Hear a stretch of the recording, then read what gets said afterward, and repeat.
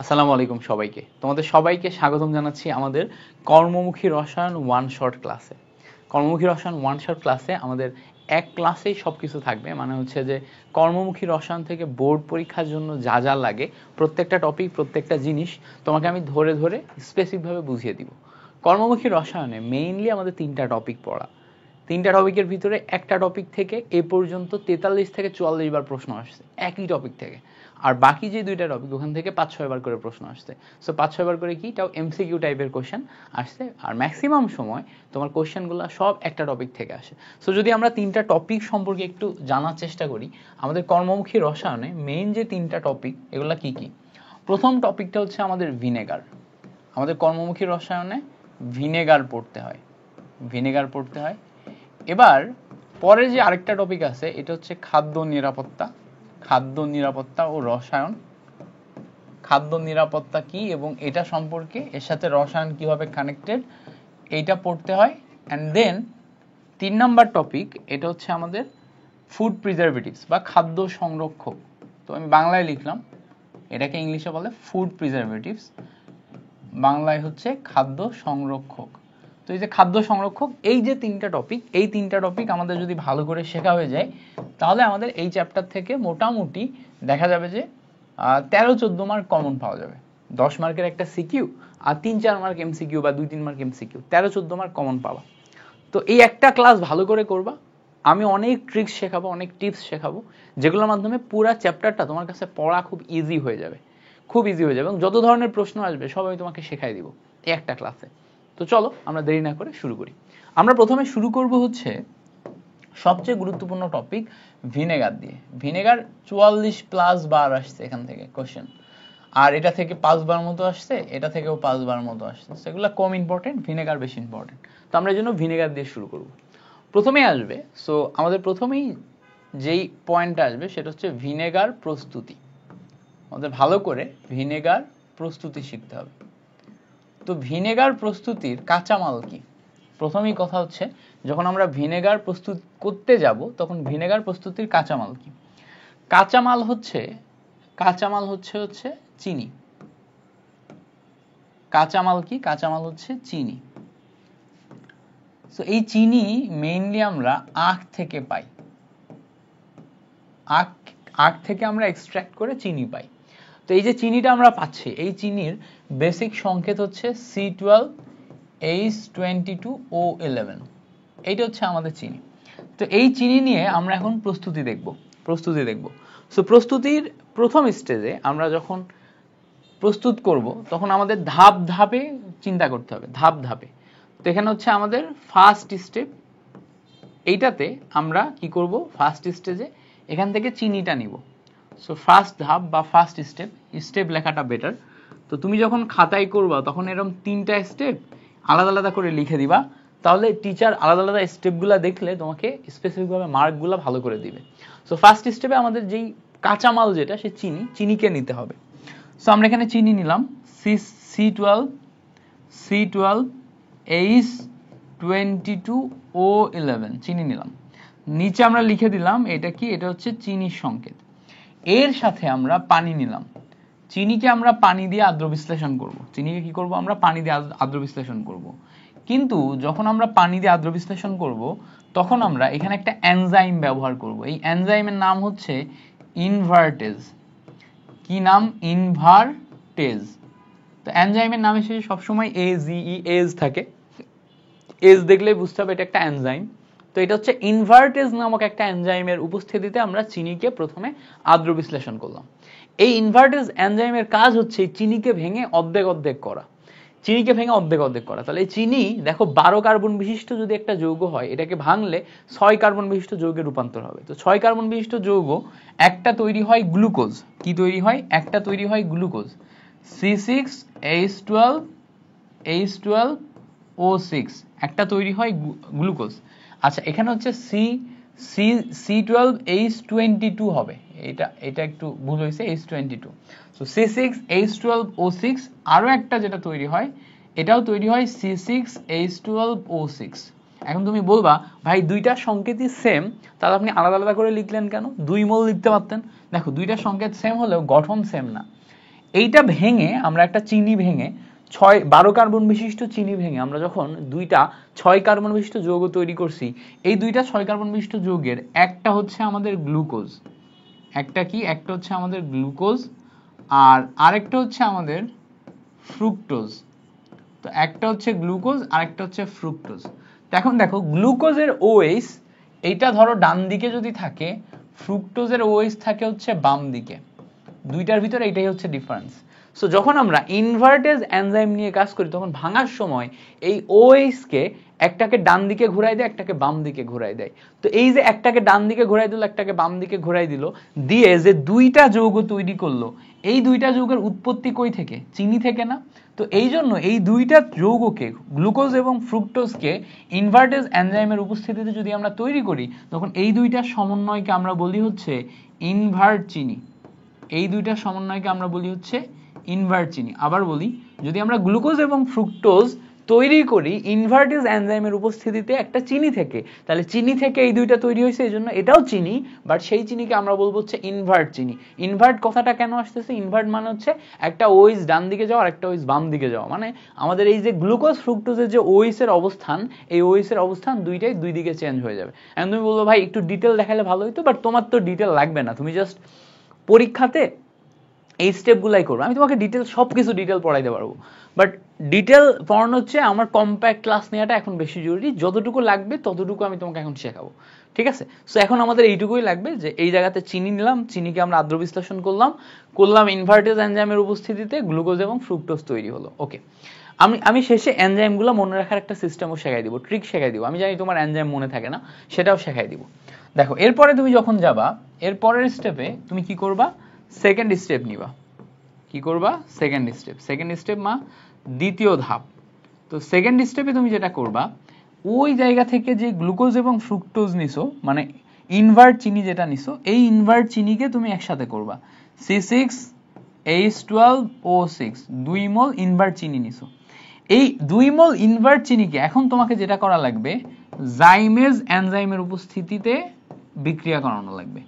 তো এই জায়গাতে যদি আমরা খেয়াল করি, এই যে ইনভার্টেজ এনজাইমের উপস্থিতিতে যে বিক্রিয়াটা হয়েছে, এইটা কিন্তু 37 ডিগ্রি সেন্টিগ্রেড টেম্পারেচারে হয়েছে। এটাও এমসিকিউতে আসে। আর এখানে যখন আমরা জাইমেজ এনজাইমের উপস্থিতিতে বিক্রিয়া করাবো তখন এটা 20 থেকে 24 ডিগ্রি সেন্টিগ্রেড টেম্পারেচারে তৈরি হবে। কত? 20 থেকে 24 ডিগ্রি সেন্টিগ্রেড টেম্পারেচারে। জাইমেজ এনজাইমের উপস্থিতিতে যখন বিক্রিয়াটা করবে তখন সেটা 20 থেকে 24 ডিগ্রি সেন্টিগ্রেড টেম্পারেচারে তোমার বিক্রিয়াটা হবে। তো এই জায়গাতে মেইনলি কি তৈরি হয়? এই জাইমেজ এনজাইম আমার এই যে তোমার হচ্ছে যে গ্লুকোজ ফ্রুক্টোজ যেটা ছিল, এই গ্লুকোজ ফ্রুক্টোজকে তোমার অ্যালকোহলে রূপান্তর করে। তো 2 কার্বন বিশিষ্ট একটা অ্যালকোহল বা ইথানলে রূপান্তর হয়, CH3CH2OH ইথানলে রূপান্তর হয়, পাশাপাশি এখানে কার্বন ডাইঅক্সাইড তৈরি হয়। বাকি যে কার্বনগুলো আছে সবগুলো কার্বন ডাইঅক্সাইডে রূপান্তর করে। তো এখানে তুমি সমতা না করলেও হইতেছে, কোনো সমস্যা নেই। তুমি জাস্ট এখানে গ্লুকোজ ফ্রুক্টোজের একসাথে ইনভার্ট চিনি ছিল, লিখবে এটা ইনভার্ট চিনি, জাইমেজ 20 থেকে 24 ডিগ্রি সেন্টিগ্রেড টেম্পারেচার, এখানে 2 কার্বন বিশিষ্ট ইথানল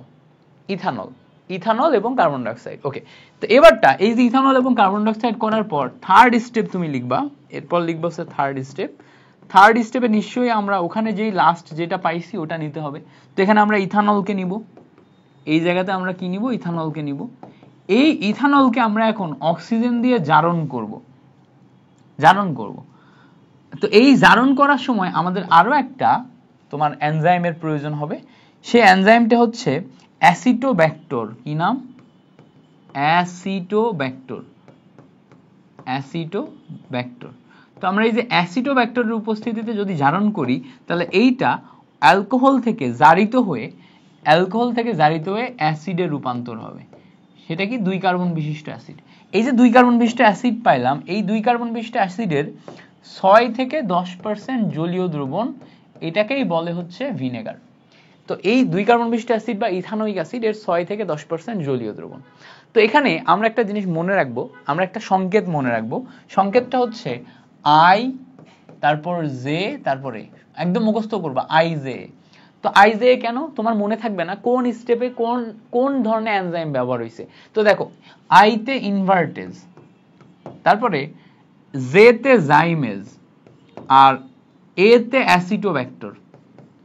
এই হচ্ছে আমাদের ট্রিক। তুমি মাথার ভিতরে ঢুকাবা আইজে।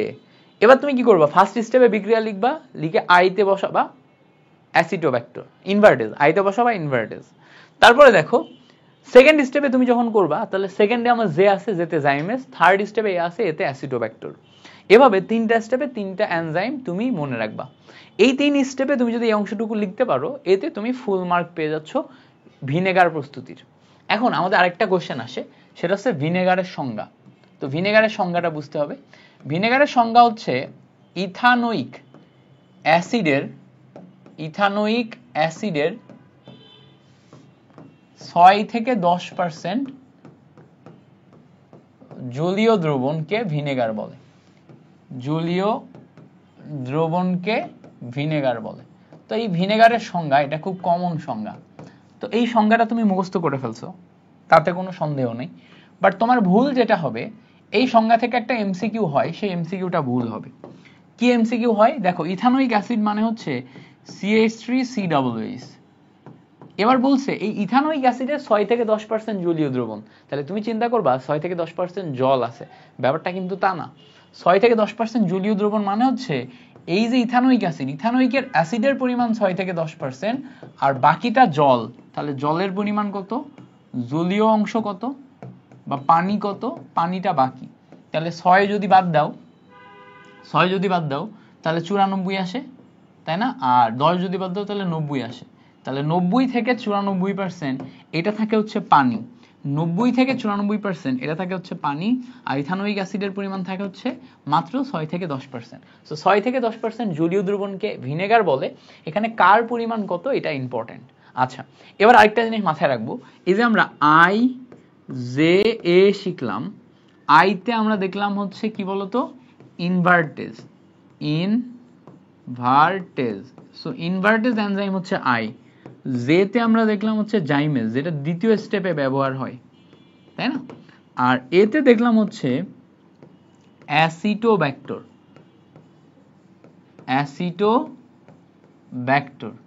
এটা কোন স্টেপে ব্যবহার হয়? এটা থার্ড স্টেপে ব্যবহার হয়, অ্যাসিটোব্যাক্টর। এবার দেখো, তাহলে আইজেএ, ইনভার্টেজ, জাইমেজ, অ্যাসিটোব্যাক্টর, এই তিনটা যদি হয়, এখন এই অ্যাসিটোব্যাক্টরকে আরেকটা নামে চিহ্নিত করা হয়। এই নামটাও আমাদের এমসিকিউতে আসে। নামটা কি? মাইকোডার্মা অ্যাসিটি।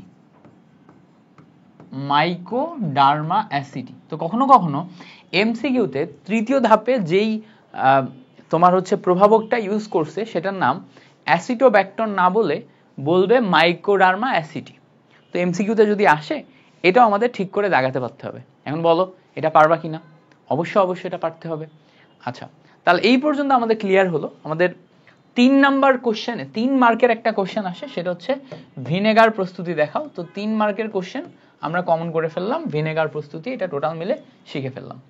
এবার পরবর্তীতে 4 মার্কের একটা কোশ্চেন আসে, সেটা হচ্ছে ভিনেগারের খাদ্য সংরক্ষণের কৌশল। 4 মার্কের কোশ্চেনে কি দেয়?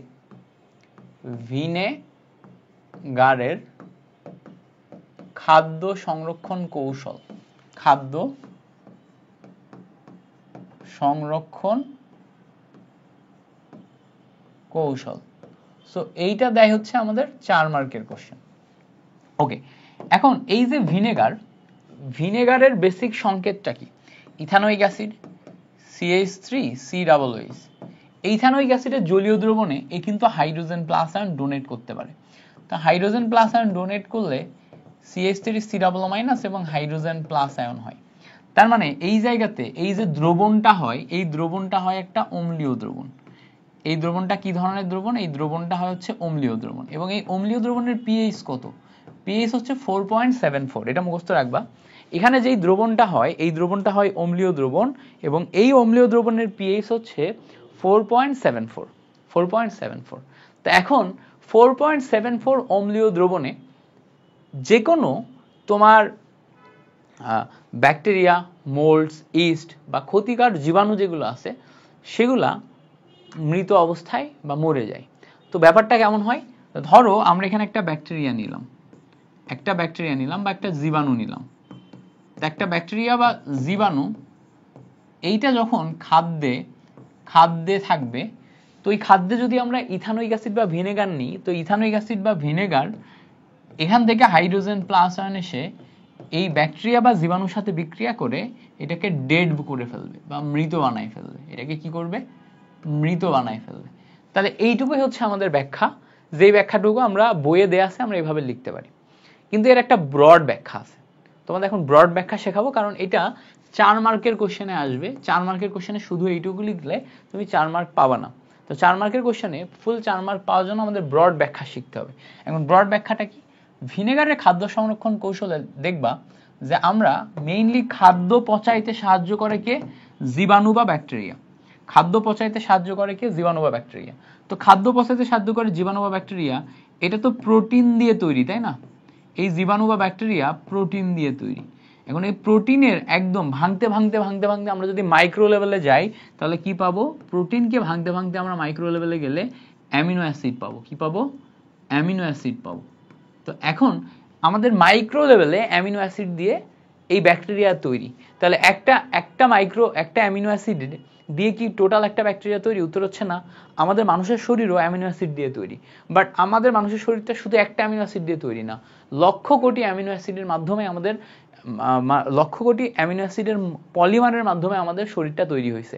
সেম ভাবে ব্যাকটেরিয়ারও তাই, কয়েক কোটি অ্যামিনো অ্যাসিড একত্রিত হয়ে যুক্ত হয়ে পলিমার গঠন করছে, তারপরে যে সে হচ্ছে আমাদের এই ব্যাকটেরিয়া রূপান্তর করছে। তো এখন ব্যাকটেরিয়ার দেহের বেসিক গঠন যদি আমরা দেখি, প্রথম কথা, একটা অ্যামিনো অ্যাসিডের বেসিক সংকেত কি? একটা কার্বনের এক সাইডে অ্যামিন থাকবে আর এক সাইডে অ্যাসিড থাকবে, তখন সেটাকে আমরা অ্যামিনো অ্যাসিড বলতে পারবো। এই হাতে ধরে নিলাম আমাদের CH3 আছে, এই হাতে H আছে। অ্যামিনো অ্যাসিডের বহুত শ্রেণী বিভাগ আছে, যে কোনোটা তুমি নিতে পারো, ঠিক আছে? একটা র্যান্ডম একটা অ্যামিনো অ্যাসিড নিলাম। এখন এটা অ্যামিনো অ্যাসিডের মনোমার। তো এখন মনোমার তো আর ব্যাকটেরিয়ার দেহ প্রকাশ করে না, তাই না? তাহলে ব্যাকটেরিয়ার দেহ প্রকাশ করতে গেলে পলিমার লাগবে। এখন পলিমার কিভাবে তৈরি করবে?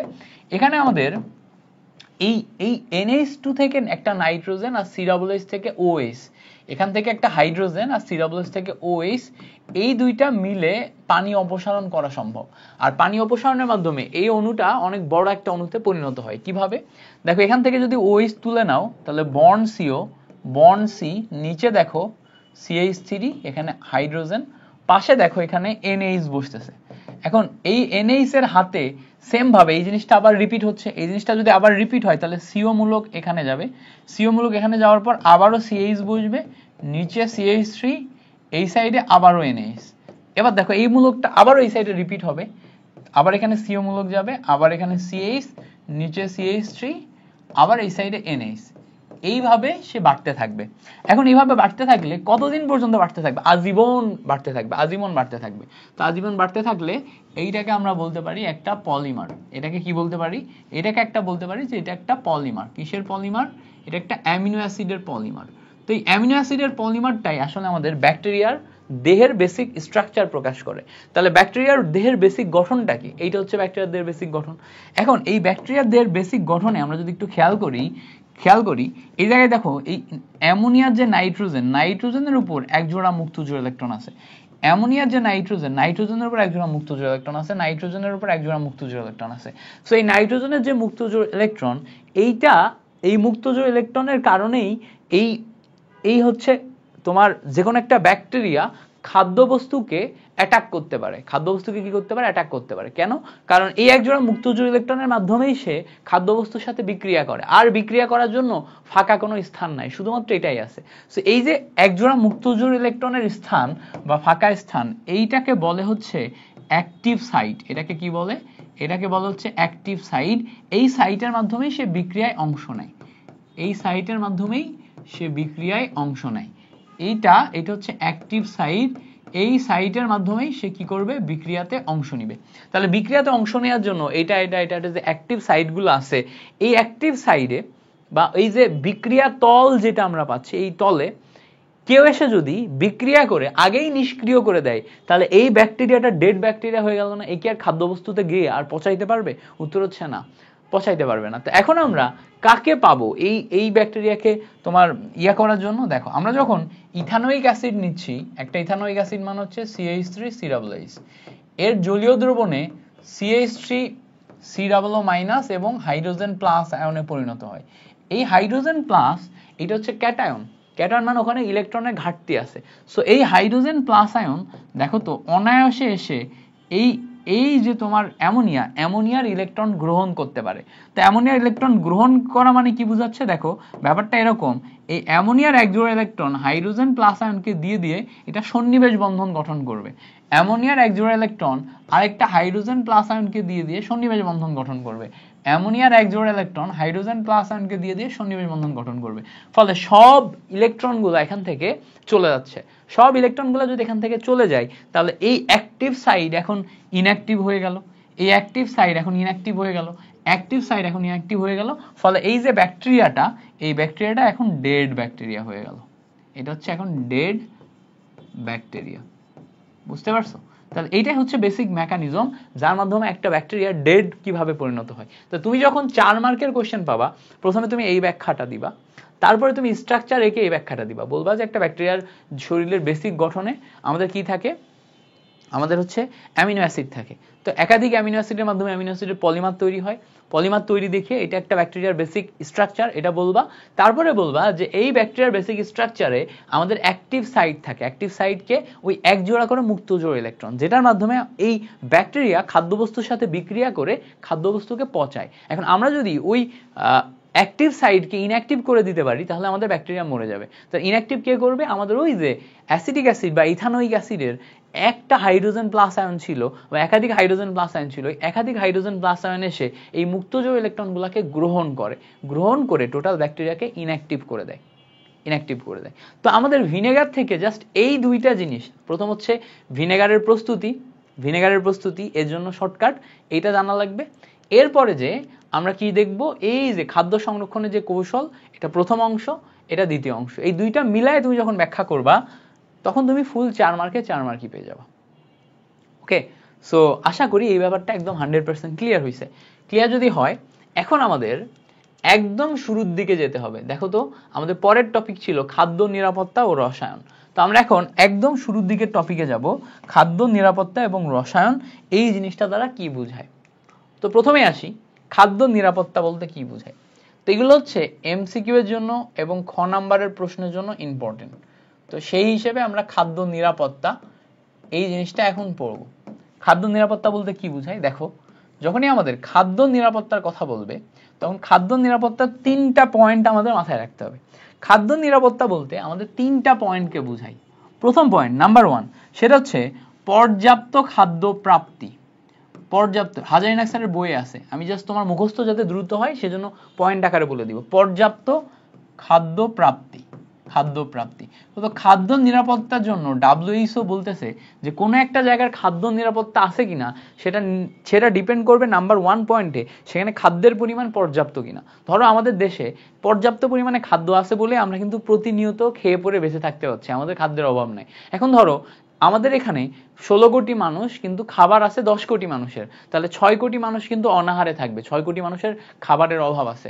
তাহলে এই জায়গাতে আমাদের কিন্তু খাদ্য নিরাপত্তা নাই, আমরা খাদ্যের অভাবে মারা যাবো। আমাদের কাছে ধরো টাকা আছে, কিন্তু টাকা দিয়ে আমরা খাদ্য কেনার মতো কোনো খাদ্য নাই আশেপাশে। যদি এরকম ঘটে, আমাদের কাছে টাকা আছে কিন্তু পর্যাপ্ত খাদ্য নাই, তাহলে তো আমরা কিনতে পারবো না। তো টাকা থাকা সত্ত্বেও আমরা না কিনতে পেরে মারা যাবো, তাই না? এই জন্য আমাদের খাদ্য নিরাপত্তা তখনই থাকবে যখন সবার জন্য খাদ্য থাকবে, মানে পর্যাপ্ত পরিমাণ খাদ্য থাকবে। আচ্ছা, এটা 1 নাম্বার পয়েন্ট। এখন 2 নাম্বার পয়েন্ট হচ্ছে খাদ্য নিরাপত্তা তখনই থাকবে যখন আমাদের খাদ্য গ্রহণের সামর্থ্য থাকবে।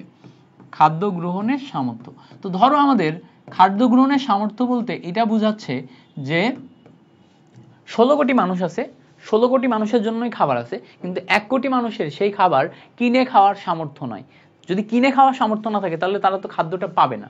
এখন যদি খাদ্য না পায় তাহলে তারা অনাহারে মারা যাবে, তাহলে তাদের তো খাদ্য নিরাপত্তা নাই। এখন যদি খাদ্য নিরাপত্তার পয়েন্টে আসি, তাহলে একটা মানুষের জন্য খাদ্য তখনই নিরাপদ যখন সে প্রতিদিনের খাবারটা প্রতিদিন পাবে। এখন ধরো তার খাদ্য গ্রহণের সামর্থ্যই নাই, তাহলে কি করা লাগবে? হয় তার সামর্থ্য তৈরি করে দেওয়া লাগবে, অথবা তাকে ফ্রিতে খাবার দেওয়া লাগবে। তো হয় তার সামর্থ্য তৈরি করে দাও, অথবা তাকে ফ্রিতে খাবার দাও। এটা হচ্ছে সেকেন্ড পয়েন্ট। এবার থার্ড পয়েন্টে যেটা আসবে, থার্ড পয়েন্টটা হচ্ছে যে খাদ্যের সঠিক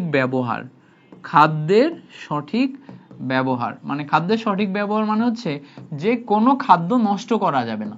16 কোটি মানুষের জন্য খাবার ধরো 16.5 কোটি মানুষের আছে, তাহলে প্রতিদিন 50 লাখ মানুষের খাবার যদি নষ্ট হয় এটা তো অপচয়। অন্য পৃথিবীর কোথাও এমন আছে যেখানে এই খাবারটা তারা পাচ্ছে না, তো তাদের কাছে এই খাবারটা যদি পৌঁছে দেওয়া যায় তাহলে তো খাদ্যের সঠিক ব্যবহার হলো, তাই না? তো খাদ্যের সঠিক ব্যবহার মানে হচ্ছে যতটুকু পরিমাণ খাদ্য আমরা উৎপাদন করছি তার 100% আমার ব্যবহার করতে হবে, কোনো খাদ্য অপচয় হওয়া যাবে না। ঠিক আছে, তাহলে খাদ্য নিরাপত্তার যে বেসিক 3টা পয়েন্ট সেটা সম্পর্কে আমরা বুঝলাম। এটা এমসিকিউ এর জন্য ইম্পর্টেন্ট, এই 3টা পয়েন্ট থেকে এমসিকিউ আসবে। হ্যাঁ, মুখস্থ যে নিচের কোনটি খাদ্য নিরাপত্তা প্রকাশ করে। এবার দেখো খাদ্য নিরাপত্তা দিতে রসায়নের ভূমিকা দেখব। রসায়নের আসলে ভূমিকা কি? এই জায়গায় যে খাদ্য নিরাপত্তা আমরা দিচ্ছি, এই খাদ্য নিরাপত্তায় আমাদের রসায়নের ভূমিকা কি এটা দেখব। দেখো রসায়নের ভূমিকা দুইটা, একটা হচ্ছে খাদ্য উৎপাদন বৃদ্ধি করা, খাদ্য উৎপাদন বৃদ্ধি মানে হচ্ছে ধরো আগে আমরা যখন খাদ্য উৎপাদন করতাম আমরা ধান চাল অন্য কোনো খাবার লাগাইতাম, তো সেই জায়গাতে যেটা হতো যে খাবার বা চাষের সময় তোমার ধরো ধান গাছে পোকা হয়েছে বা অন্য কোনো একটা রোগ হয়েছে, তো ধান গাছে পোকা বা অন্য কোনো একটা রোগ হওয়ার কারণে দেখা যাচ্ছে ধান গাছ মারা যাচ্ছে, অর্ধেক ধান হচ্ছে না। ফসলি জমিতে তুমি চাষ করছো, চাষে উৎপাদন হওয়ার কথা 40 মণ ধান, উৎপন্ন হয়েছে 3 মণ ধান, তাহলে কি 37 মণ নষ্ট হয়ে গেল না? তাহলে এটা হইলে তো আমাদের খাদ্য উৎপাদন কম হয়ে যাচ্ছে। তাহলে খাদ্য উৎপাদন বৃদ্ধি করার জন্য এখানে যেটা হয় ওই যে যেটা আছে পোকা যেটা হচ্ছে বা রোগ যেটা হচ্ছে, সেই রোগকে সমাধান করার জন্য আমরা যদি কোনো কেমিক্যাল ব্যবহার করি, কোনো একটা রাসায়নিক দ্রব্য ব্যবহার করি, তাহলে সেইটা ব্যবহারের ফলে ওই রোগটা মরে যাবে, খাদ্য উৎপাদন বৃদ্ধি পাবে। তাহলে খাদ্য উৎপাদন বৃদ্ধিতে আমরা এখানে রসায়নের একটা বড় ভূমিকা পাচ্ছি। খাদ্য উৎপাদন বৃদ্ধিতে কি পাচ্ছি আমরা? একটা রসায়নের বড় ভূমিকা পাচ্ছি। That's it. ওকে, তাহলে খাদ্য উৎপাদন বৃদ্ধিতে আমরা রসায়ন ব্যবহার করতে পারবো। আরেকটা হচ্ছে খাদ্য উৎপাদন করে ফেলছি কিন্তু এই খাদ্য কয়েকদিন পরে নষ্ট হয়ে যায়, আমরা দীর্ঘকাল সংরক্ষণ করে রাখতে পারি না। ধরো আমাদের ধান এখন উৎপাদন হয়েছে, এখন এই ধান আমাদের 12 মাস খাইতে হবে, এখন 12 মাস তো ধান উৎপাদন হয় না, তাহলে এই ধানকে এমন ভাবে তোমার হচ্ছে সংরক্ষণ করে রাখতে হবে যাতে ধান নষ্ট না হয়ে যায়। তাহলে এই যে নষ্ট যাতে না হয় বা অন্য যে কোনো খাবার নষ্ট যাতে না হয় তাকে আমরা তখন সংরক্ষণ করব। তাহলে এই সংরক্ষণের সময় আমরা রাসায়নিক পদার্থ ব্যবহার করতে পারবো, সংরক্ষণ করব। তো খাদ্য সংরক্ষণ এই সংরক্ষণের সময় রাসায়নিক পদার্থ ব্যবহার করতে পারবো। ঠিক আছে, তাহলে একটা হচ্ছে খাদ্য উৎপাদন বৃদ্ধিতে রসায়ন ব্যবহার করা যায়, একটা হচ্ছে খাদ্য সংরক্ষণে রসায়ন ব্যবহার করা যায়। ওকে, এবার এই যে খাদ্য উৎপাদন বৃদ্ধি এবং রসায়ন সংরক্ষণে যে সমস্ত ম্যাটেরিয়াল আমরা ব্যবহার করি, কি কি ব্যবহার করি দেখো তো।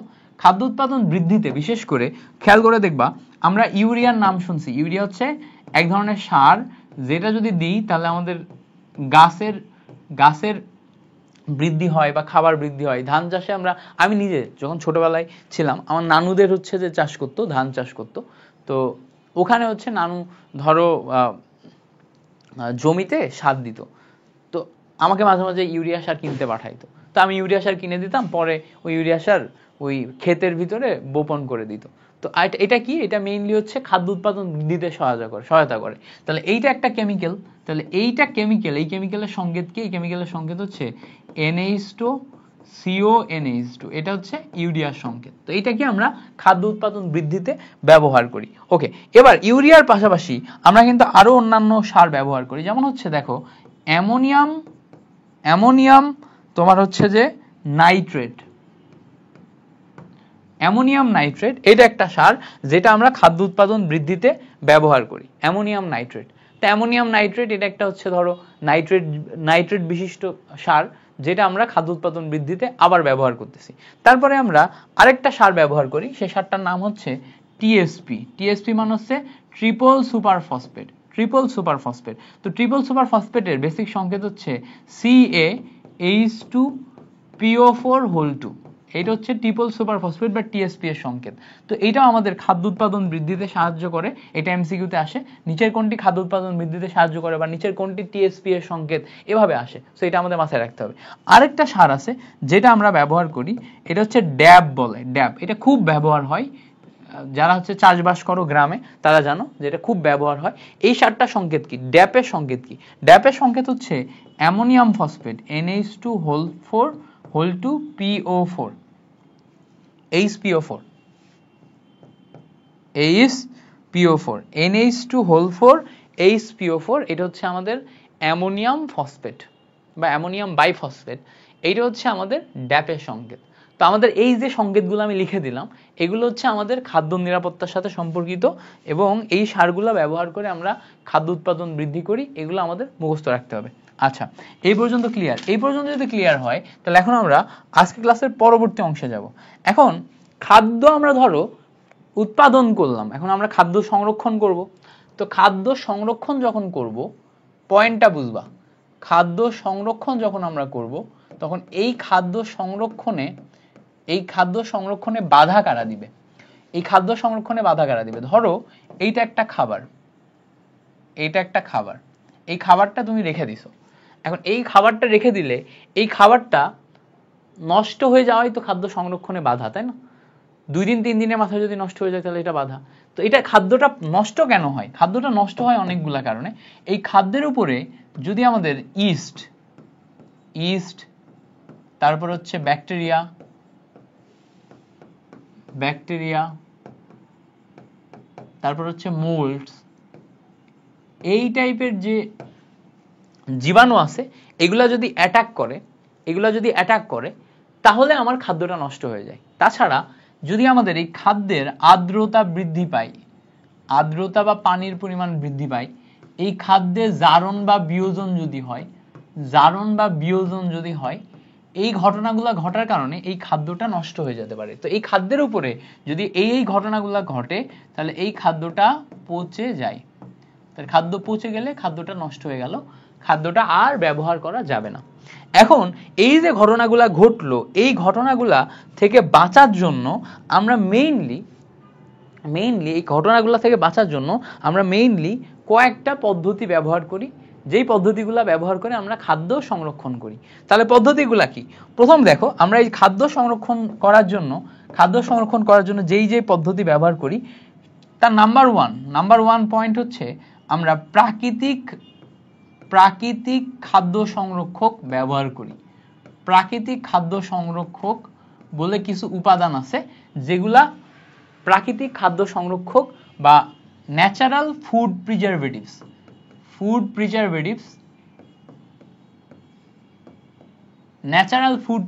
যেগুলো আছে সেগুলা ব্যবহার করে আমরা খাদ্য সংরক্ষণ করি। তো ন্যাচারাল মানে কি? যেগুলো আমরা কৃত্রিমভাবে তৈরি করছি না, প্রকৃতিতেই পাওয়া যায়। যেমন ধরো সরিষার তেল, লবণ, হলুদ, এই টাইপের যে জিনিসপত্রগুলো আছে এগুলাকে প্রাকৃতিকভাবে উৎপাদন হয়, এগুলাকে ব্যবহার করে খাদ্যকে কয়েকদিন পর্যন্ত রাখা যায়। এটা হচ্ছে প্রাকৃতিক খাদ্য সংরক্ষক। আর 2 নাম্বার পয়েন্ট হচ্ছে কৃত্রিম খাদ্য সংরক্ষক। কৃত্রিম মানে যেগুলাকে আমরা তৈরি করতেছি, কৃত্রিম খাদ্য সংরক্ষক ব্যবহার করে আমরা খাদ্যকে দীর্ঘদিন যাবত তোমার ভালো রাখার চেষ্টা করতেছি। তো প্রাকৃতিক আর কৃত্রিম এই 2টা পয়েন্ট ছাড়াও খাদ্যকে আরো 2টা পয়েন্টের মাধ্যমে সংরক্ষণ করা যায়। প্রথম পয়েন্ট নাম্বার 1, আরো 2টা পয়েন্টের প্রথম পয়েন্ট নাম্বার 1, খাদ্যকে শুষ্ক করে মানে শুকনা করে ফেলবো, শুষ্ক করে। তো শুষ্ক করে মানে হচ্ছে খাবারের ভিতরে তুমি চিন্তা করে দেখো, কিশমিশ খাইছো না? কিশমিশের ভিতর দেখবা কোনো পানি নাই।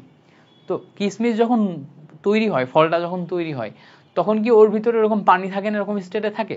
উত্তর হচ্ছে না, এরকম স্টেটে কিন্তু থাকে না। কিশমিশকে অনেক হিট দেয়া হয় বা শুকানো হয় কয়েকদিন যাবত, শুকায় এটাকে একদম শুষ্ক করে তারপরে এটাকে তোমার রেখে দেওয়া হয়। তারপর শুটকি মাছ নর্মালি তুমি যদি রেখে দাও 2-3 দিনেই পচে যাবে, বাট তুমি যদি মাছকে মাঝখান দিয়ে ফেড়ে ফেলে সুন্দর করে তোমার হচ্ছে যে শুটকি বানায় ফেলো, একদম শুকায় ফেলো, তাহলে কিন্তু এটা দীর্ঘদিন থাকবে এবং শুটকি মাছ কিন্তু দীর্ঘদিন রেখে দিয়ে রান্না করে খাওয়া যায়। তাহলে শুটকি মাছ, চিংড়ি এগুলো হচ্ছে তোমার শুষ্ক করার মাধ্যমে সংরক্ষণ করা যায়। তো এটাও এক ধরনের খাদ্য সংরক্ষণ পদ্ধতি। আরেকটা হচ্ছে, চিন্তা করো তো, বাজার থেকে মাছ কিনে এনে তুমি কেটে সুন্দর করে পরিষ্কার করে ফ্রিজে রাখো না? তো এই যে ফ্রিজে রাখাকে বলে হচ্ছে শীতলীকরণ। তো খাবারকে আমরা শীতলীকরণ করার মাধ্যমেও সংরক্ষণ করতে পারি। এই পয়েন্টগুলো সব বইতে আছে, আমি জাস্ট তোমাকে সুন্দর করে ব্রিফ করতেছি যাতে তুমি বুঝতে পারো। এই পয়েন্টগুলো তোমাকে একবার হলেও রিডিং পড়তে হবে, ঠিক আছে? তো তুমি প্রথমে প্রাকৃতিক খাদ্য সংরক্ষণ সম্পর্কে পড়লা, তারপর তুমি তোমার হচ্ছে শুষ্ক ব্যাপারটাকে পড়লা, এরপরে তুমি শীতলীকরণ ব্যাপারটাকে পড়লা। এবার আসো খাদ্য সংরক্ষক। এই খাদ্য সংরক্ষণ করতে যে 3 প্রকার জিনিসপত্র আছে যারা আমাদের আলাদা আলাদা ভাবে খাদ্যকে পচায়। তো 3 প্রকার জিনিসপত্রের ভিতর নাম্বার 1 প্রথম পয়েন্টে যারা থাকতেছে সেটা হচ্ছে জীবাণু। জীবাণু আমাদের খাদ্যের উপরে অ্যাটাক করে খাদ্যকে পচায়। তো জীবাণুর ভিতর কারা আছে? ব্যাকটেরিয়া একটা জীবাণু, তাই না? তারপরে হচ্ছে ইস্ট, এইটা একটা জীবাণু। তারপর মোল্ডস, এই ওয়ার্ডগুলো মুখস্থ করে ফেলতে হবে, ফর ইওর বেটারমেন্ট, এগুলো মুখস্থ করে ফেলতে হবে।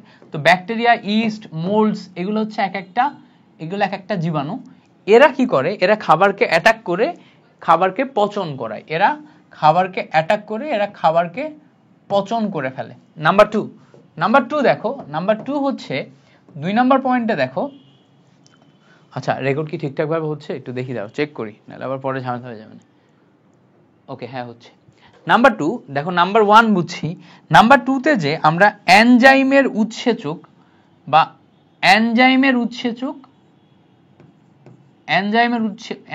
উৎসেচক হচ্ছে সবসময় টক্সিক হয়, উৎসেচক,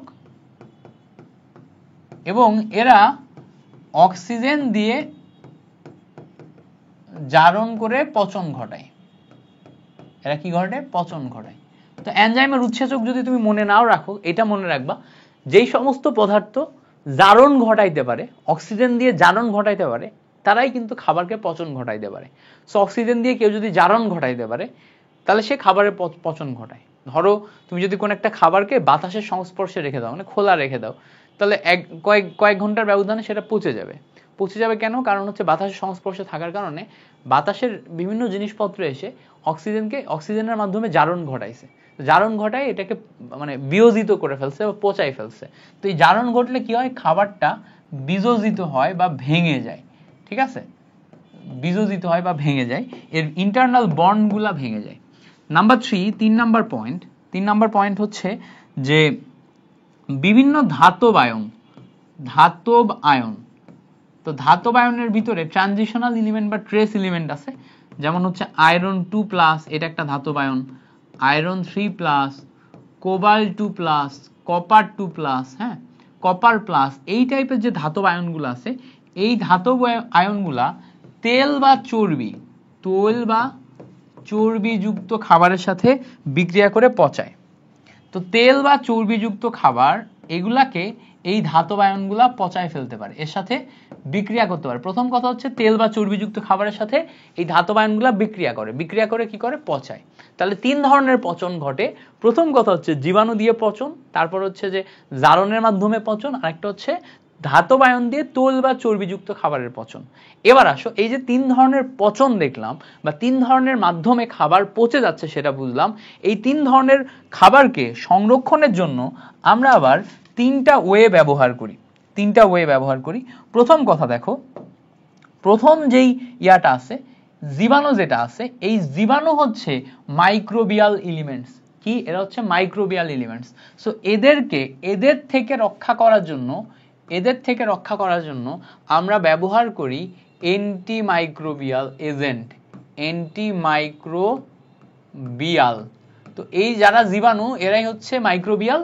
তো এদেরকে আমরা বাঁচানোর জন্য আমরা ব্যবহার করি অ্যান্টিমাইক্রোবিয়াল এজেন্ট। এইটা ব্যবহার করে আমরা খাদ্যদ্রব্য সংরক্ষণ করি, প্রথম পয়েন্ট।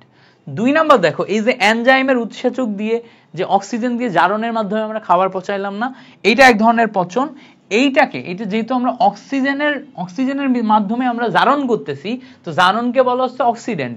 তো আমরা এই জায়গার খাদ্য সংরক্ষণের জন্য যেটা ব্যবহার করি, এটা হচ্ছে অ্যান্টিঅক্সিডেন্ট। এটা কি? এটা হচ্ছে অ্যান্টিঅক্সিডেন্ট এজেন্ট। তো আমরা অ্যান্টিঅক্সিডেন্টের মাধ্যমে আমরা এই জারণকে প্রতিরোধ করতে পারি। তাহলে দেখো প্রথম যে জিনিসটা আছে এইটাকে প্রতিরোধ করলাম আমরা অ্যান্টিমাইক্রোবিয়ালের মাধ্যমে, এনজাইমের উৎসেচকের মাধ্যমে আমরা অ্যান্টিঅক্সিডেন্ট। তুমি আমি যেগুলো পড়াচ্ছি এগুলোকে আমি খুব সিম্পলিফাই করে দিচ্ছি তোমাকে। তো তুমি যদি এই জিনিসটাকে একবার সিম্পলিফাই ওয়েতে নিজের ভিতর ঢুকাই ফেলতে পারো, দেন তুমি বই পড়ে কয়েকবার রিডিং পড়লে তুমি পারবা, একদম A to Z পারবা। তোমাকে একটু বই পড়তে হবে, এই জায়গার এমসিকিউ 100 পাইতে গেলে তুমি শুধু ক্লাস নোট করে হবে না, তোমাকে বই একটু পড়াই লাগবে। সো একটু বই পড়বা। আমি যেটা করার ট্রাই করতেছি তোমাকে জিনিসটাকে খুব সিম্পলিফাই হতে বোঝানোর চেষ্টা করতেছি। তো একটা গেল হচ্ছে তোমার জীবাণুর জন্য অ্যান্টিমাইক্রোবিয়াল, জীবাণু মানে মাইক্রোবিয়াল, জীবাণুর জন্য অ্যান্টিমাইক্রোবিয়াল। এখানে আমাদের জারণ হচ্ছিল মানে অক্সিডেন্ট, এর জন্য অ্যান্টিঅক্সিডেন্ট। এন্ড লাস্টে যখন আমরা ধাতব আয়নের কথা আসবে, খেয়াল করো, যখন আমাদের ধাতব আয়নের কথা আসবে তখন এইটার বিপরীতে কাজ করার জন্য যেইটা ব্যবহার হবে এইটাকে বলা হবে কিলেটিং এজেন্ট। এটাকে বলা হবে কিলেটিং এজেন্ট। তো এই যে কয়েকটা ধাপ এইগুলার মাধ্যমে আমরা জিনিসটা মনে রাখবো। তাহলে একটা হচ্ছে অ্যান্টিমাইক্রোবিয়াল, একটা হচ্ছে অ্যান্টিঅক্সিডেন্ট, আর একটা কি কিলেটিং এজেন্ট। এগুলার মাধ্যমে আমরা মনে রাখবো যে কোন ধরনের খাদ্যদ্রব্যকে কিভাবে সংরক্ষণ করা হয়। এখন আমাদের কিছু প্রাকৃতিক খাদ্য সংরক্ষক আছে, এই যে যেগুলো আমরা লিখে দিলাম এগুলো সবই কিন্তু কৃত্রিম খাদ্য সংরক্ষক। তো আমরা খাদ্য সংরক্ষকের প্রকারভেদ দেখব এবং আমরা উদাহরণ সহ দেখব। খাদ্য সংরক্ষক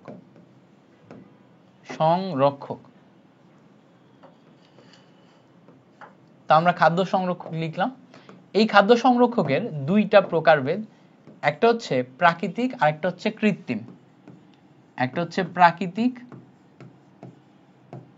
কৃত্রিম।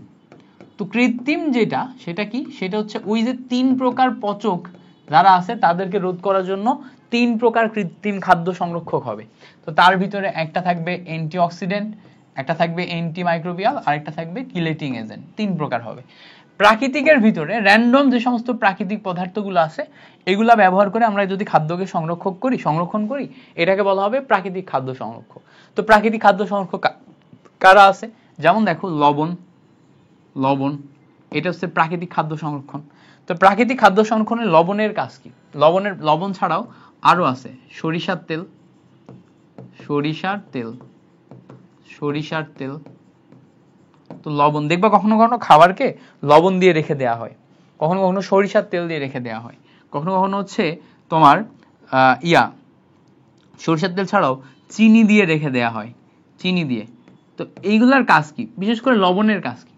লবণের কাজ দেখো, লবণ হচ্ছে যখন কোন একটা খাবারে, ধরো তুমি মাছ কিনে আনছো বাজার থেকে, কিনে আনার পরে এই মাছ তুমি ধুয়ে কোটার পরে কি করছো, মাছে লবণ দিছো, দিয়ে কাল পর্যন্ত রেখে দিছো।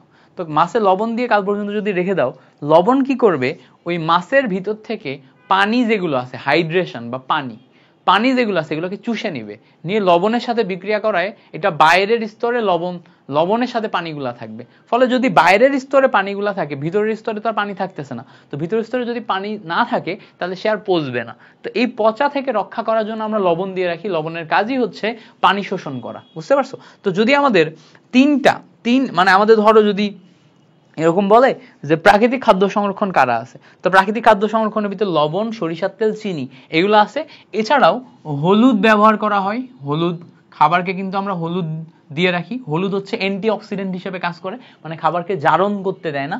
এছাড়া রসুন দেয়া হয়, তাই না, রসুন এটাও দেয়া হয়, হলুদ, রসুন, তাই না, এইগুলা ব্যবহার করে আমরা খাবারকে সংরক্ষণ করি। ওকে, এবার এই যে 3 ধরনের খাবার সংরক্ষণ দেখলাম, প্রাকৃতিক খাদ্য সংরক্ষণ, এগুলা সম্পর্কে আমরা ডিটেলস পড়ে ফেললাম। তো যদি আমাদের এমসিকিউতে দেয় নিচের কোনটি প্রাকৃতিক খাদ্য সংরক্ষণ, তাহলে আমরা এইগুলা ব্যবহার করতে পারবো। এখন যদি বলে নিচের কোনটি কৃত্রিম খাদ্য সংরক্ষণ, তাহলে কৃত্রিম খাদ্য সংরক্ষণে আমাদের 3টা নাম আছে। কি কি আছে? প্রথম আছে হচ্ছে মাইক্রোবিয়াল, যেগুলো আছে এদের বিরুদ্ধে কাজ করতেছে অ্যান্টিমাইক্রোবিয়াল। এদের বিরুদ্ধে কাজ করতেছে কি, অ্যান্টিমাইক্রোবিয়াল। আচ্ছা, যারা হচ্ছে জারণ করতেছিল, মানে অক্সিডেশন করতেছিল, তাদের বিরুদ্ধে কাজ করতেছে অ্যান্টিঅক্সিডেন্ট, তাই না, তাদের বিরুদ্ধে কাজ করতেছে অ্যান্টিঅক্সিডেন্ট। আচ্ছা, অ্যান্টিঅক্সিডেন্ট বুঝলাম।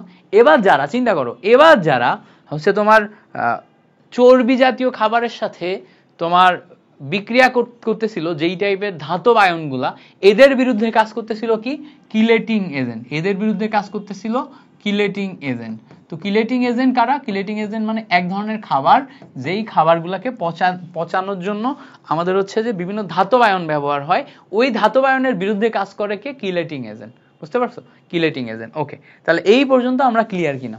এবার আমাদের বলবেন নিচের কোনটি অ্যান্টিমাইক্রোবিয়াল, নিচের কোনটি অ্যান্টিঅক্সিডেন্ট, নিচের কোনটি কিলেটিং এজেন্ট, মানে এই তিনটার আমার উদাহরণ সহ কিছু ব্যাখ্যা পড়তে হবে। তাহলে এখন আমরা একটা একটা করে দেখব। প্রথমে আমরা আসবো হচ্ছে অ্যান্টিমাইক্রোবিয়ালের উদাহরণে। কারা কারা অ্যান্টিমাইক্রোবিয়াল? কারা কারা অ্যান্টিমাইক্রোবিয়াল হিসেবে কাজ করে? সো কারা কারা অ্যান্টিমাইক্রোবিয়াল হিসেবে কাজ করে এটা খুঁজে বের করতে হবে। তো আমি জাস্ট এখান থেকে অ্যান্টিমাইক্রোবিয়ালের ভিতরে দেখবা অনেক অনেক ব্যাখ্যা দেয়া আছে। সো অত ব্যাখ্যা তোমার পড়ার দরকার নেই, তুমি জাস্ট এখান থেকে এমসিকিউ এর জন্য যা যা লাগবে সেগুলো পড়বা। তো অ্যান্টিমাইক্রোবিয়াল হিসেবে কাজ করে এরকম কিছু পদার্থের আমি জাস্ট নাম লিখে দিব। প্রথম কথা হচ্ছে সোডিয়াম বেনজয়েট। সোডিয়াম বেনজয়েট, তো সোডিয়াম বেনজয়েট যেটা আছে, সোডিয়াম বেনজয়েট যেটা আছে এইটা হচ্ছে অ্যান্টিমাইক্রোবিয়াল হিসেবে কাজ করে। সোডিয়াম বেনজয়েট, ঠিক আছে? সোডিয়াম বেনজয়েট অ্যান্টিমাইক্রোবিয়াল হিসেবে কাজ করে। তো এইটার বেসিক সংকেতটা কেমন হবে? তো বেনজিনের উপর কার্বক্সিলিক অ্যাসিড মানে হচ্ছে বেনজোইক অ্যাসিড। তো এই বেনজোইক অ্যাসিডে একটা হাইড্রোজেন তুলে দিয়ে এখানে যদি সোডিয়াম দাও, এটা হচ্ছে সোডিয়াম বেনজয়েট। তো এই সোডিয়াম বেনজয়েট যেটা আছে এটা হচ্ছে আমাদের প্রথম কথা অ্যান্টিমাইক্রোবিয়াল হিসেবে কাজ করে। এরপরে আমাদের মাথায় রাখতে হবে এইভাবে আসবে benzoic acid, benzoic acid, benzoic acid, এইটা মানে ওই সোডিয়ামের জায়গায় হাইড্রোজেন দিলে বেনজোইক অ্যাসিড হয়ে যায়। বেনজোইক অ্যাসিড এইটা আমাদের তোমার অ্যান্টিমাইক্রোবিয়াল হিসেবে কাজ করে। মুখস্থ করবা এগুলো, এক একটা পয়েন্ট যেগুলো আমাদের মুখস্থ করা must. Sodium benzoate, benzoic acid, দুইটা পয়েন্ট পাইছি। এরপরে দেখো পরবর্তী যে পয়েন্ট সেটা হচ্ছে পটাশিয়াম সরবেট।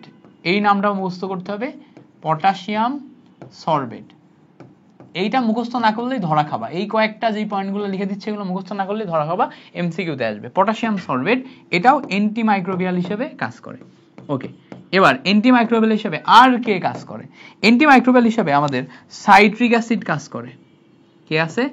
Citric acid. ওয়ার্ডগুলো কিন্তু সব কমন, এগুলা কোথাও না কোথাও আমরা অন্য জায়গায় পড়ছি, জাস্ট এখানে এসে আমাদের একত্রিতভাবে মুখস্থ করা লাগছে। সাইট্রিক অ্যাসিড, সাইট্রিক অ্যাসিড আমাদের অ্যান্টিমাইক্রোবিয়াল হিসেবে কাজ করে।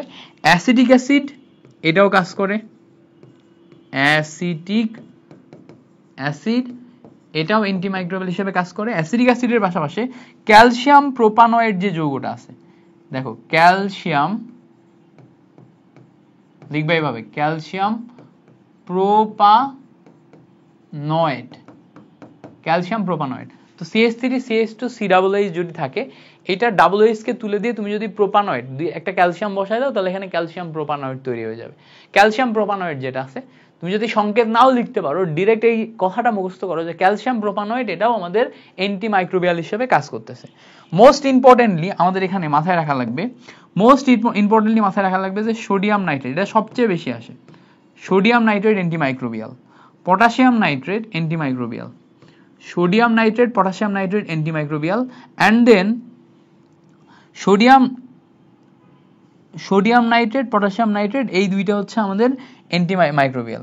সোডিয়াম নাইট্রেটের পাশাপাশি সোডিয়াম নাইট্রাইট NaNO2 যে যৌগটা আছে, এটাও আমাদের অ্যান্টিমাইক্রোবিয়াল হিসেবে কাজ করে। ওকে, সো এই হচ্ছে আমাদের তিনটা কাহিনী গেল। আচ্ছা, পাশাপাশি আরো আছে, শেষ না, এখানেই শেষ না।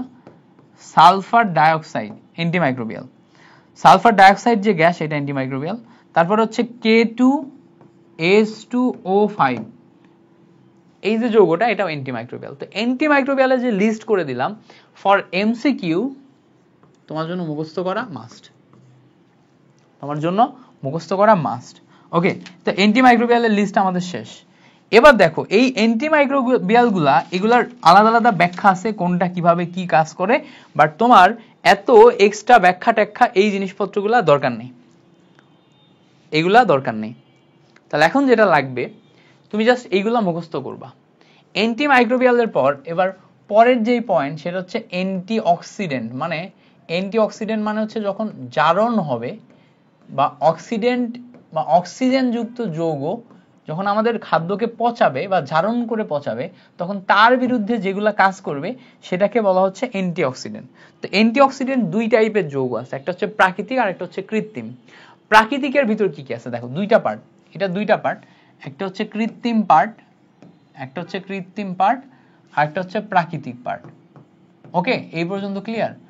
আচ্ছা, প্রাকৃতিক পার্টে আমাদের আছে হচ্ছে ভিটামিন সি, ভিটামিন ই এবং সালফাইড লবণ। দেখো, নাম্বার 1 ভিটামিন সি অ্যান্টিঅক্সিডেন্ট হিসেবে কাজ করে, vitamin E, vitamin E, number 3 sulphide লবণ। এই পয়েন্টগুলো মুখস্থ করা মাস্ট। ওকে, এবার তাহলে কৃত্রিম হিসেবে কারা কাজ করে দেখো, কৃত্রিম হিসেবে কয়েকটা জিনিস তোমাকে মুখস্থ করা লাগবে। সংকেত সহ মুখস্থ করতে পারলে খুবই ভালো হয়। আমি আগে নর্মালি লিখে দিই, তারপর সংকেত সহ দেখানোর ট্রাই করব। সেটা হচ্ছে BHA, বিউটাইলেটেড হাইড্রক্সি অ্যানিসোল, এটার ফুল মিনিংও মনে রাখার দরকার। তারপরে BHT, বিউটাইলেটেড hydroxy toluene, BHA BHT। তারপরে আছে হচ্ছে TBHQ, TBHQ, TBHQ হচ্ছে টারশিয়ারি বিউটাইলেটেড হাইড্রক্সি কুইনন, TBHQ মুখস্থ করতে হবে। এন্ড লাস্ট সেটা হচ্ছে প্রোপাইল গ্যালেট, প্রোপাইল গ্যালেট। তো এই যে যৌগগুলো দেখালাম, এগুলাকে তুমি পড়বা কিসের জন্য? ফর অ্যান্টিঅক্সিডেন্ট হিসেবে। এবার দেখো, যখন তুমি BHA পড়বা, BHA সংকেত মুখস্থ করা লাগবে, তাই না?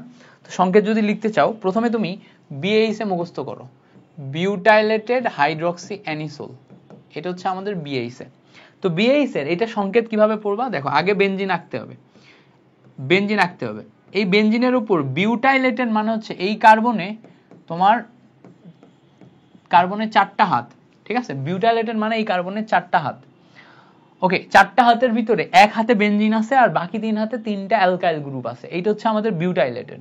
আচ্ছা, এবার বিউটাইলেটের পর উপরে দিব হাইড্রক্সি, কথাটা মানে উপরে হাইড্রক্সি দিলাম। তাহলে দেখো বিউটাইলেটেড হলো এই কার্বনের 4 হাতে 3 হাতে 3টা আর বাকি এক হাতে বেনজিন, তাহলে বিউটাইলেটেড হাইড্রক্সি। এবার আমাদের অ্যানিসোল করতে হবে, তো অ্যানিসোলের সংকেত হচ্ছে OCH3, এইটা হলে সেটা হচ্ছে অ্যানিসোল। তাহলে বিউটাইলেটেড হাইড্রক্সি অ্যানিসোল, সংকেতটা বুঝলাম কিনা? একদম বুঝে বুঝে পড়ছি।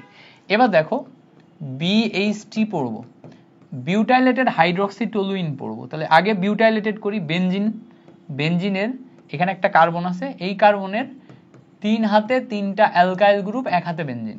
এবার বিউটাইলেটেড, পরে উপরে OH দিলে আমরা হাইড্রক্সি পাচ্ছি।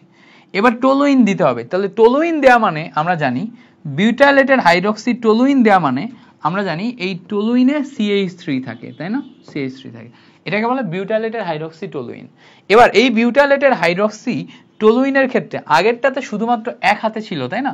বাট এটাকে ব্যালেন্স করার জন্য আমাদের এখানে 2 হাতে দেয় এই জিনিসটা, এটাকে এইভাবে মাথায় রাখবা, ঠিক আছে? আমি এইভাবে এক একটা প্রত্যেকটা জিনিস মুখস্থ রাখার জন্য এক একটা ট্রিক ব্যবহার করি, ট্রিক ব্যবহার করি, সেই ট্রিকগুলো ব্যবহার করে এই জিনিসপত্রগুলো মনে রাখার চেষ্টা করি, বিকজ কেমিস্ট্রি মনে রাখা ইজ টাফ, কোয়াইট টাফ। তো এই জন্য আমি একটু মোটামুটি ট্রিক ব্যবহার করে করে করে করে আগাই যে কোনটাকে কিভাবে মনে রাখা যায় ইজিলি। তো এটা হচ্ছে butylated hydroxy anisole, butylated hydroxy toluene, দুইটা জিনিস পড়ে ফেললাম। এবার TBHQ যদি পড়ি, টারশিয়ারি বিউটাইল হাইড্রোকুইনন, এটা আছে না, tertiary butyl hydroquinone. Tertiary butyl হাইড্রোকুইননে যেটা হবে যে এর আগের মতোই তোমার বিউটাইলেটেড যখন পড়ছো সেরকম এখানে C, এই সাইডে CH3 থাকবে, ঠিক আছে, হোল 3 থাকবে, উপর একটা OH আর নিচে একটা OH।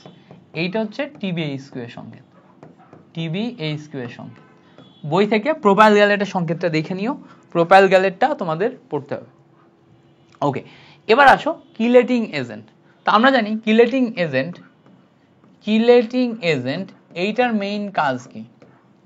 কিলেটিং এজেন্ট যেটা আছে, কিলেটিং এজেন্টের মেইন কাজই হচ্ছে, ওকে, কিলেটিং এজেন্ট, কিলেটিং এজেন্টের মেইন কাজই হচ্ছে যে আমাদের ট্রেসিং এলিমেন্ট যেগুলো আছে, iron 2+, iron 3+, cobalt 2+, copper plus, এই টাইপের তোমার হচ্ছে ট্রানজিশনাল এলিমেন্ট বা অবস্থানান্তর মৌল যেগুলো আছে, এই অবস্থানান্তর মৌলের সাথে বিক্রিয়া করা, অবস্থানান্তর মৌলের সাথে বিক্রিয়া করে তোমার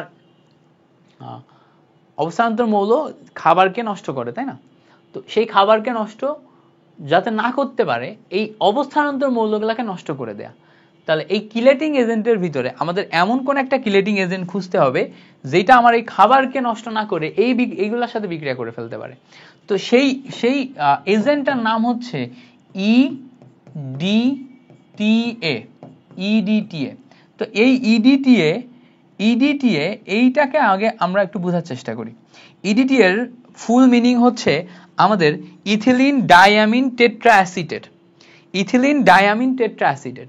তো ইথিলিন ডায়ামিন টেট্রাঅ্যাসিটের আগে আমরা ইথিলিন ডায়ামিন জিনিসটা দেখার চেষ্টা করি। ইথিলিন মানে 2 carbon, so CH2 bond CH2, ethylene diamine. তো ইথিলিন নিলাম, এবার এই সাইডে একটা অ্যামিন নিচ্ছি, এই সাইডে একটা অ্যামিন নিচ্ছি। এই যে যৌগটুকু, এই যৌগটুকুর নাম হচ্ছে ইথিলিন ডায়ামিন। তাহলে দেখো এই যে ইথিলিন ডায়ামিন, এইটা আগে ক্লিয়ার করতে পারছি কিনা। ইথিলিন ডায়ামিন, এইটা হচ্ছে ডায়ামিন আর এই অংশটুকু ইথিলিন। এখন এই জায়গাতে টেট্রা অ্যাসিটেট কিভাবে যুক্ত করব? অ্যাসিটেট মানে হচ্ছে CH3COO-, এটা হচ্ছে অ্যাসিটেট। এখন এই জায়গাতে অ্যাসিটেট কিভাবে যুক্ত করব? দেখো অ্যাসিটেট যুক্ত করার ওয়ে হচ্ছে খুব সিম্পল। এই যে এই জায়গায় 2টা হাইড্রোজেন আছে না, এই হাইড্রোজেনকে তুলে এদিকে একটা হাত আর এদিকে একটা হাত খুলে দাও। এই যে জায়গায় যে হাইড্রোজেন আছে না, খেয়াল করো, এই যে জায়গায় যে হাইড্রোজেন আছে না, এই হাইড্রোজেনকে তুলে এদিকে একটা হাত খুলে দাও, এদিকে একটা হাত খুলে দাও। এই হাতে এখন তুমি এই অ্যাসিটেটটা বসাবে। অ্যাসিটেটের এখান থেকে একটা হাইড্রোজেন যদি বাদ দাও, CH2 বন্ড COO-, এখান থেকে একটা হাইড্রোজেন বাদ দাও, CH2 বন্ড COO-, এখান থেকে একটা হাইড্রোজেন বাদ দাও, এই জায়গাতে হাইড্রোজেন বাদ দিয়ে CH2 বন্ড COO- পাবা, CH2 বন্ড COO- পাবা। এই যে টোটাল যৌগটা পাইলাম, এটাই হচ্ছে আমার ইডিটিএ। এখন বলবা ভাই এই ইডিটিএ এর কাজ কি আসলে? খেয়াল করো, এই ইডিটিএ এর এই নাইট্রোজেনের উপরে এক জোড়া মুক্ত জোড় ইলেকট্রন আছে, এই নাইট্রোজেনের উপর এক জোড়া মুক্ত জোড় ইলেকট্রন আছে। এ কি করতে পারে? এই এক জোড়া মুক্ত জোড় ইলেকট্রন আয়রন 2+ এর ডি অরবিটালে দিতে পারে। এই এক জোড়া মুক্ত জোড় ইলেকট্রন অন্য যে কোনো আয়রন 2+ এর জায়গায় 3+ হতে পারে, কোবাল্ট 2+ হতে পারে, এই ধরনের যৌগগুলোকে দিতে পারে। দেওয়ার ফলে যেটা হয়, এটার সাথে এই যৌগগুলা বিক্রিয়া করে যৌগগুলা ইনঅ্যাক্টিভ হয়ে যায়, ফলে ও আর খাবার পচাইতে পারে না। বুঝতে পারছো? ফলে ও আর কি খাবার পচাইতে পারে না। তো এইভাবে এই বিক্রিয়াগুলা করে। এছাড়া তোমার হচ্ছে যে এই খাদ্য সংরক্ষণে ব্যবহৃত বিভিন্ন রাসায়নিক পদার্থে এদের ভূমিকা, বইতে দেখবা, তোমাদের এই হাজার নাকসারের বই আছে না, বইতে তুমি যদি একটু হচ্ছে যে কর্মমুখী রসায়নটা বের করো, কর্মমুখী রসায়নটা বের করার পরে আই গেস আমার কাছে একটা পুরান বই আছে, পুরান বইতে 545 পেজ আছে, তোমাদের সাথে পেজ নাও মিলতে পারে। সো এই পেজে একটা হচ্ছে ছক আছে বাবা, দেখবা এক সাইডে প্রিজারভেটিভস এর নাম আছে, এক সাইডে শ্রেণী দেয়া আছে, এক সাইডে ব্যবহার উদ্দেশ্য দেয়া আছে, একটা অনুমোদিত মাত্রা দেয়া আছে। তো এই অনুমোদিত মাত্রাগুলো একটু মুখস্থ করতে হবে। যেমন সোডিয়াম বেনজয়েডের জন্য 200 ppm, সোডিয়াম সরবেটের জন্য 200 ppm, অ্যাসিডিক অ্যাসিডের জন্য 6 থেকে 10%, এটা তো মুখস্থ। সাইট্রিক অ্যাসিডের জন্য 200 ppm, potassium bisulphate, sulphur dioxide 200 ppm, আর সোডিয়াম নাইট্রেটের জন্য 120 ppm। তাহলে এগুলা মুখস্থ করতে হবে। দেখবো ম্যাক্সিমাম ক্ষেত্রেই 200 বা 350 ppm, শুধুমাত্র একটার ক্ষেত্রে 120 ppm, আর অ্যাসিডিক অ্যাসিডের জন্য তো 6 থেকে 10%। এই অনুমোদিত মাত্রাগুলো মুখস্থ করতে হবে, এটা এমসিকিউতে চলে আসে। বুঝতে পারছো? সো যা যা লাগে মোটামুটি সবই তোমাকে আমি বলে দিছি। এই জিনিসপত্রগুলো পড়ে ফেলো, এগুলোর মাধ্যমেই তুমি এই জার্নিতে অনেক ভালো করবা ইনশাল্লাহ। কর্মমুখী রসায়নে এইগুলা পড়লেই মোটামুটি এনাফ। এগুলা পড়লে এখান থেকে 12-13 মার্ক বা 13-14 মার্ক তুমি কমন পেয়ে যাবা। সো আশা করি এই পর্যন্ত ক্লিয়ার হয়েছে। আমি তোমাদের মিল্টন ভাইয়া, আমিও শুধুমাত্র এই অংশটুকু পড়েই এখান থেকে ফুল মার্ক কমন পাইছিলাম এবং কেমিস্ট্রিতে ভালো রেজাল্ট করছিলাম। তোমরাও এই অংশটুকু পড়ে ভালো করতে পারবা ইনশাল্লাহ। সো আমাদের আজকের ক্লাসটা এই পর্যন্তই। Thank you so much for watching this class. তোমাদের সাথে পরবর্তী ক্লাসে দেখা হচ্ছে। আল্লাহ হাফেজ।